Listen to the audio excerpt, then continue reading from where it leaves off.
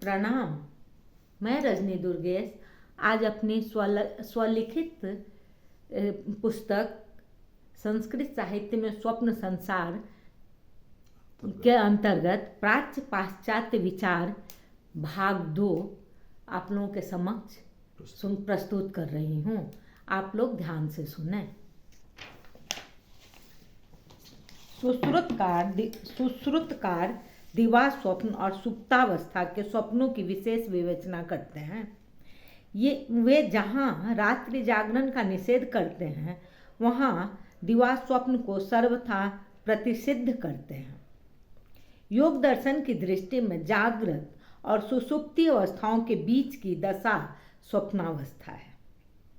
अत्यधिक गंभीर निद्रा में निमग्न व्यक्ति अथवा जागृत इंद्रियों वाला व्यक्ति दोनों में कोई भी स्वप्न नहीं देखता, किंतु अर्धनिद्रित व्यक्ति ही स्वप्न देखता है।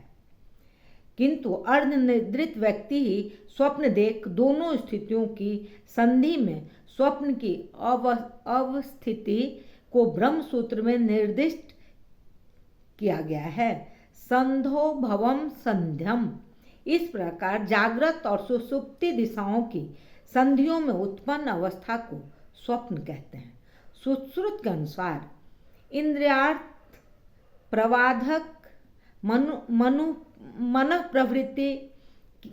प्रवृत्ति की निश्चेष्टता, प्रवृद्ध श्वास आदि को क्लम कहते हैं, और इस क्लम से युक्त हुआ मन दिन भर के कार्यों से श्रांत होकर विविध विषयों से अपने को परांगमुख करके ही निद्रा को प्राप्त करता है। यह चरक का अभिमत है।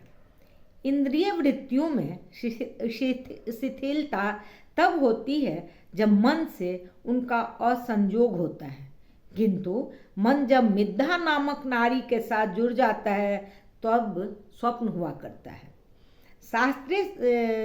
भारतीय शास्त्रों के अनुसार मनुष्य के भूत, वर्तमान और भविष्य का सूक्ष्म आकार हर समय वायुमंडल में विद्यमान होता है।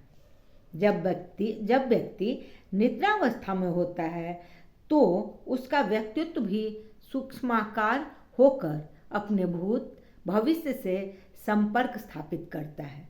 यही संपर्क स्वप्न का कारण और स्वप्न का माध्यम बनता है।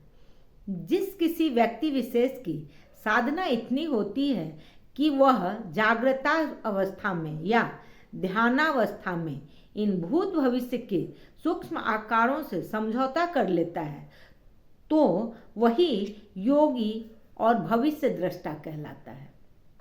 योग में भविष्य को इस प्रकार से समझाते हैं कि मानव की 5 ज्ञानेंद्रियों के अलावा एक ऐसा गुप्त मार्ग भी है जिससे यह स्वप्न शक्ति शरीर में प्रवेश करती है तथा मस्तिष्क से जा टकराती है।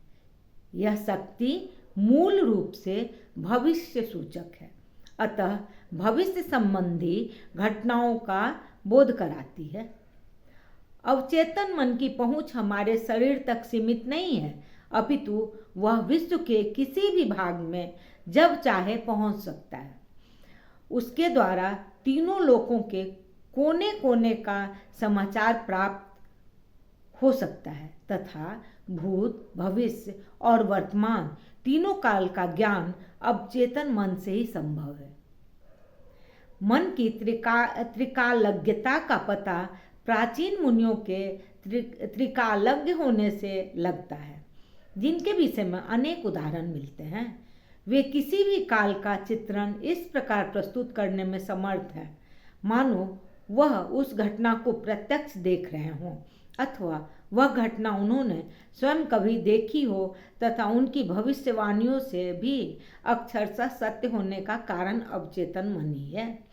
उनका अवचेतन मन अर्थात आंतरिक ज्ञान युक्त मन कार्य करने में सक्षम होता था, जिसके बल पर वे भविष्यवाणियों की उद्घोषणा किया करते थे।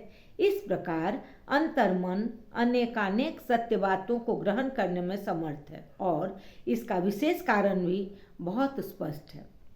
जब मन साधारण स्थिति में निमग्न रहता हुआ इतना संकीर्ण अथवा स्थूल हो जाता है कि उसे दूरस्थ घटनाओं की कल्पना करना भी संभव नहीं होता, परंतु जब वह स्वप्नावस्था को प्राप्त हो जाता है तब इंद्रियादि के सभी विषय उसके आधारभूत रहते हैं। स्वप्न में चाहे मन की कल्पनाएं ही अधिकांश समय तक प्रधान क्यों न रहती हूँ, किंतु उसी मध्य यदि वह मन किसी भी प्रकार आत्मा की ज्ञान स्थली पर पहुंच जाता है तब उसे व्यापक क्षेत्र की अनुभूतियां प्राप्त होती है। यही मन का अवचेतन स्वरूप होता है। इस प्रकार जागृत, स्वप्न और सुषुप्ति के भेद को सरलता से समझा जा सकता है।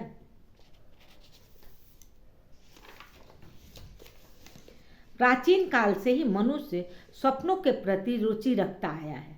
मनुष्य का स्वप्नों के विषय में रुचि रखना सही ही है, क्योंकि ईश्वर ने अपनी संपूर्ण सृष्टि में मुख्यतः स्वप्न दर्शन मानव को ही प्रदान किया है।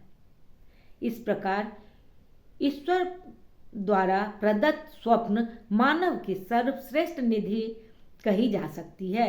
यदि आप सक्रिय हैं, जीवित हैं, साधारण व्यक्ति हैं, तो आप निश्चित ही कभी न कभी स्वप्न अवश्य देखते होंगे।